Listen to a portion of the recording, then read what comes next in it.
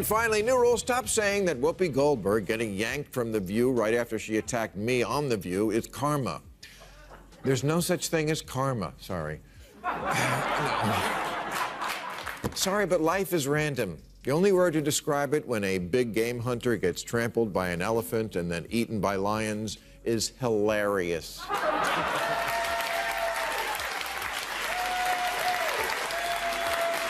They're disgusting. She's Anna Navarro. In your wildest imagination, you could never solo host a show. You will only ever make it as part of an ensemble, and you could never hope to achieve the success that Tucker Carlson has. So you can sit in your little cheap seats all day long and enjoy your little negative henpecking, but your careers are going nowhere, and Tucker is about to dominate in whatever space he goes. What happens when Bill Maher drops truth bombs from his HBO throne and Megyn Kelly grills like it's a backyard barbecue? All while Sonny Hostin catches heat from 2 different zip codes. And here's the kicker. They never even shared a room. No eye contact, just verbal carnage from afar. This wasn't a face-to-face showdown. It was a long-distance takedown that left Sonny blinking in Morse code. Buckle up, because we're diving into the roast Sonny never saw coming. And definitely didn't recover from. The View is a particularly weird place to do a cancellation. It's called The View? It's called The View. It's not called The Facts. Yeah, but isn't it interesting that it's called, I mean, I don't think they meant this when Barbara Walters invented it a long time ago, but it's The View. Well, that's the problem in America. But there is one view, right, and one that's clearly true opinion, and everybody else can go sit in the corner. That's correct. I think that's not. Somewhere between a TED Talk and a roast battle, Sonny Hostin found herself as the piñata in a public humiliation parade. Not by angry mobs or political rivals sitting across from her, but by 2 people who couldn't even be bothered to share the same building.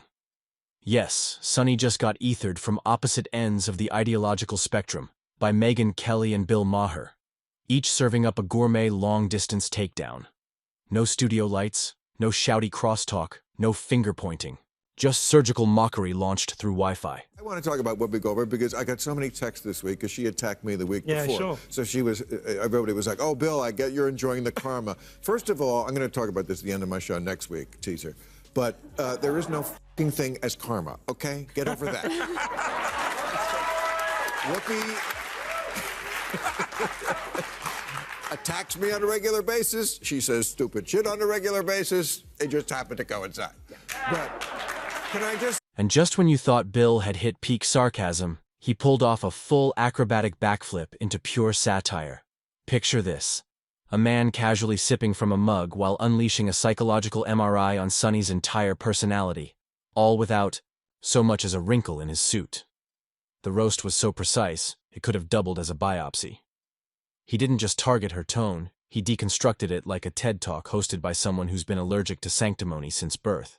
That hot mess that they air in the mornings, called The View, had to issue not 1, not 2, not 3, but 4 corrections, legal corrections. 4 legal notes. We only have 3 of them on camera, but look at this. I have another legal note. Oh, my God. Both Trump and Pam Bondi have denied allegations of a quid pro quo. I have a legal note. Not to mention what they did at that debate, where once again, they tried to fact check only one side, and then when their fact checks got fact checked, they cowered. They cowered in fear. I mean, this is a pattern with them.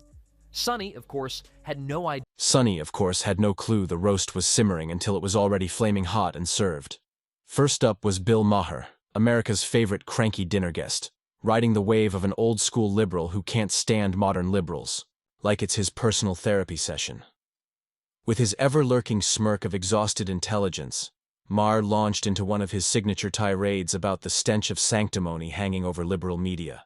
No names dropped, no personal jabs, just a precise surgical takedown of that certain type of talking head who cloaks smugness in identity politics and calls it enlightenment. And by the way, out there, that hat that you keep wearing, that red hat that says Make America Great Again, that tells people that you go along with this. So you might as well just put a swastika on the hat. Don't do that. Don't do that. Because we see it anyway. I'm not going to defend Donald Trump ever, but I would never say that we should put the swastika on the cap, because I think you can hate Donald Trump. You can't hate everybody who likes him. It's half the country. I don't want to live in that country. I don't want to live in the country where I hate half the country, and I don't hate half the country. How dare you disagree? While Sonny spins outrage like it's boutique cotton candy, sweet, sticky, and guaranteed to rot your sense of nuance, Megyn calmly laid out the absurdity of turning every cultural moment into a personal TED Talk. The result? It was like watching a balloon inflate with righteousness, then quietly deflate with a sad little whimper. No bang, no pop, just the gentle hiss of unearned authority losing air. And Bill Maher? He didn't throw punches. He lobbed smirks. No yelling. Needed. He weaponized subtlety. His remarks didn't screech. They chuckled. They echoed, making you double-check your bookshelf to see if it was judging you too. Together, Maher and Kelly didn't just humiliate Sonny.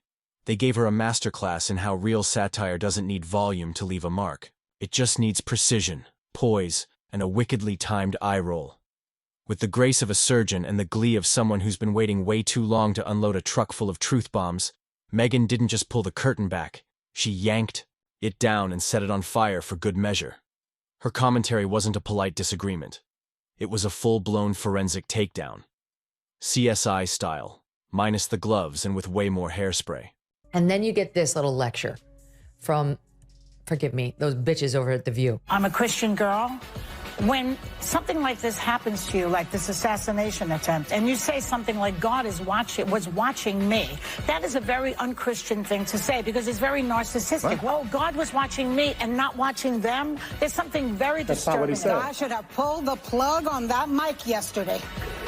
That's obnoxious. I don't know what church she goes to. That is how people of faith talk, and the intimation is never, he was looking out for me, but not those monsters. Right. It's no, he was looking out for me. It was divine providence. We don't know why he showed his grace on me. And in another instance, this was this tragic death, but it's clear he did. And I want to make something of it. I want to do something good with it. That is a completely normal, insane thing for someone to say. It's totally consistent with what I hear Christians in my life say all the time. Every passive-aggressive eyebrow lift Sonny ever threw got shredded like classified documents at Mar-a-Lago, and Maher treated it like a historical reenactment, dramatic, hilarious, and vaguely educational. But wait. Enter Megyn Kelly, stage E, right, with the energy of someone who's been waiting years to unleash this rant. And boy, did she twirl into the scene like a ballerina armed with receipts. If Maher was the scalpel, Kelly was the flamethrower. She didn't just criticize Sonny's approach, she eviscerated the entire aesthetic. The smug pauses, the Harvard-infused superiority, the moral gymnastics that would make Simone Biles nervous. Megyn unpacked it all like a TSA agent on their last nerve. It wasn't just critique, it was a demolition job conducted with surgical glee. By the end, you didn't need a name tag to know who the target was. Sonny got disassembled so thoroughly even the fragments of her credibility started looking for witness protection. She didn't need lighter fluid, just facts, tone, and that razor-sharp knack for sounding like she's sipping tea while burning down a house. Megyn didn't attack. She gracefully dismantled. Sitting there practically in pearls, she pulled apart the fantasy that Sonny Hostin is the final word on justice, identity, and brunchtime righteousness. And oh, the audacity. Megyn went where few dare tread, questioning the very logic behind Sonny's throne of self-proclaimed moral superiority. Gasp. Someone call the empathy police.